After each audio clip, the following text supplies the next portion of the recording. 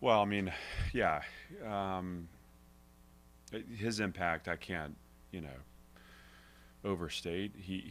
I mean, I think we've gotten to know enough about him as a college football community to know that he's special. And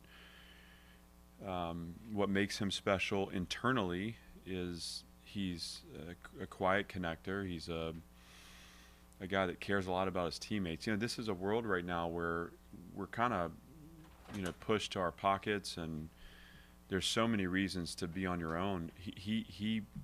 I mean, he connects with this. He understands how important that connection is to winning, and takes the time to break down the barriers that exist when you're building a team with high school players, with portal players, with retained players.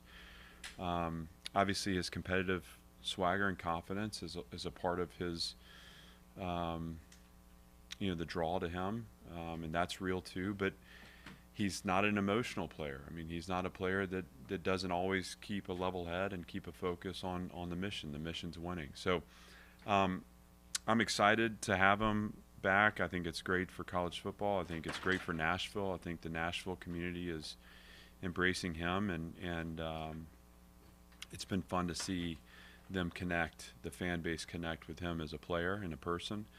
But also think, that's just a football program's it's a behemoth. There's a lot of people, and I think when you look at the success we've had, there's a nice blend of guys like Eli and Diego and Rand and Fontenay that come in, Corday Sidnor, and had impact as transfers. There's others too, but for the sake of time, and then guys that have been retained too.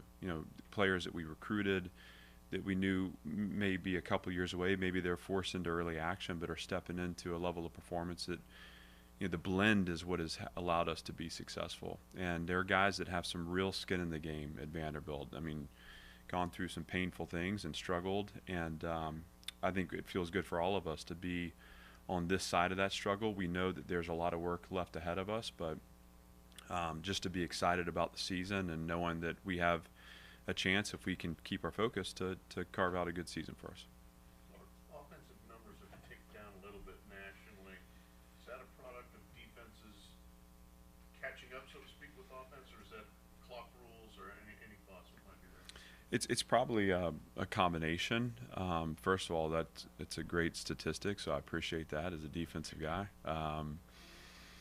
It felt like for a while there they were running and there was going to be no end to offensive progress. I think also if you look at the way, especially in our league, I mean, teams are playing 17 games. I think they're starting to take on this kind of almost NFL personality with respect to how you take care of your team. And so the point is to win. It's not to to score as many points as you can. And I think people are starting to pay attention to that and really model based off, trying to possess the ball, trying to score touchdowns, trying to, limit points on defense and play a complementary game. I think that's part of it too.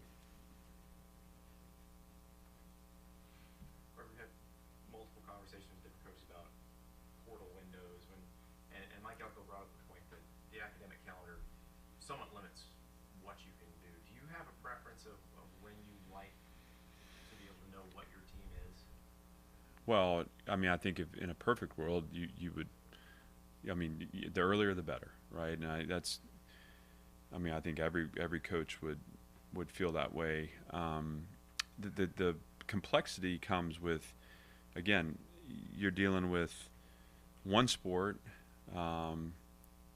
within the context of college athletics, and you're dealing with academic calendars that vary from school to school, and you're trying to create as competitive a product as you can with so many variables that that's where I think the need for some over the top consideration with setting these schedules and giving us the framework through which we build our teams. Once we have that framework in place, we're smart enough and adaptable enough as college football coaches to make it healthy and make it good. I think the hard part is just the constant changing. And look, that's the cost of being a part of something in an important moment. I don't not victimized by that, but I'm anxious, and I know there's so many important conversations going on. I know this next couple of days will be important for us too. I'm anxious to get on the back end of this and have a framework within which we can really be confident in building our team and know that we can actually have something as a sport that's sustainable. Um, it feels like, where we are right now isn't sustainable, and so how do we best support the student athlete? How do we make sure they have options for themselves? How do we make sure they're compensated for their efforts? And then how do we protect the sanctity of the game and make sure from a competitive standpoint we keep keep a level playing field, because I think that's going to improve the product on the field and improve engagement for our sport and allow college football to be as great as it's been in the past. Has transfer rate affected team GPA, academic standing, that sort of thing at all at Vanderbilt? We've had 7 consecutive semesters of over a 3.0, and I'm really proud of that.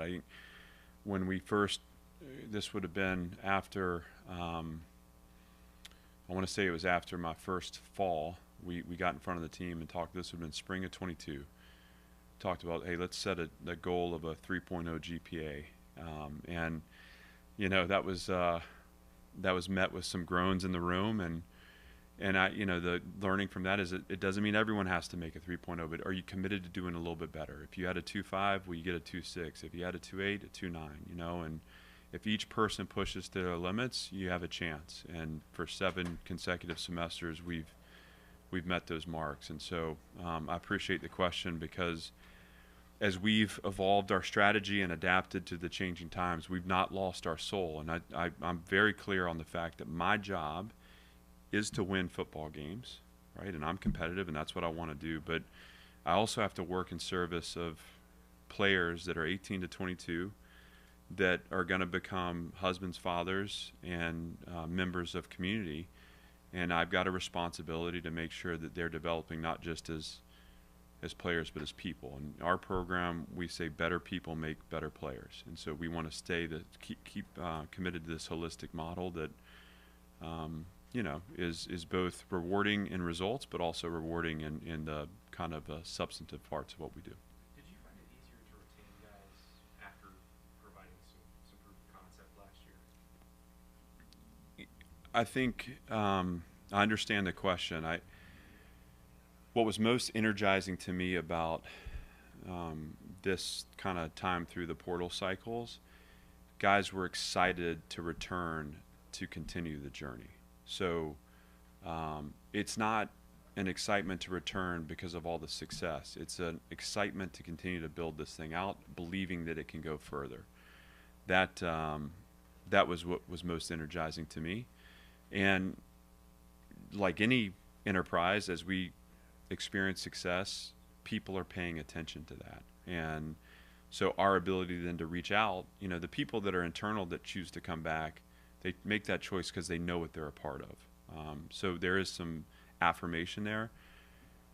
We're able to now enter into conversations with, portal candidates and high school players where we're continuing to level up in that respect. That's been exciting too. But just this idea that there's a core group of guys that believe in the mission, they want to take it further, and so they didn't flinch. They want to come back and be a part of it. It meant a lot. How different did that make, January when they're back in the weight room after the season, spring practice? Just they know what they're in for, what's coming.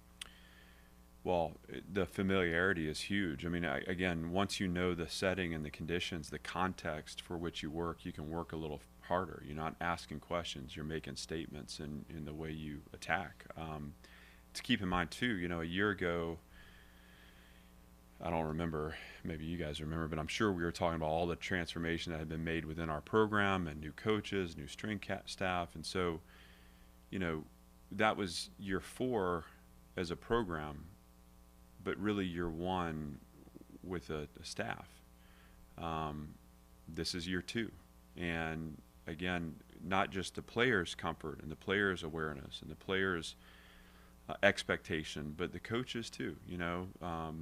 Their families are in place. I was talking to Mark on the Byington on the trip down. He's worked 18 months straight, and just not stopped. I mean, that is a hard thing to do. It's nice to have the staff, you know, with their feet in the ground, really understanding, you know, the challenges we have, the opportunities we have, the vision for success. The alignment is tighter than it was a year ago, which it should be. Thanks, everybody.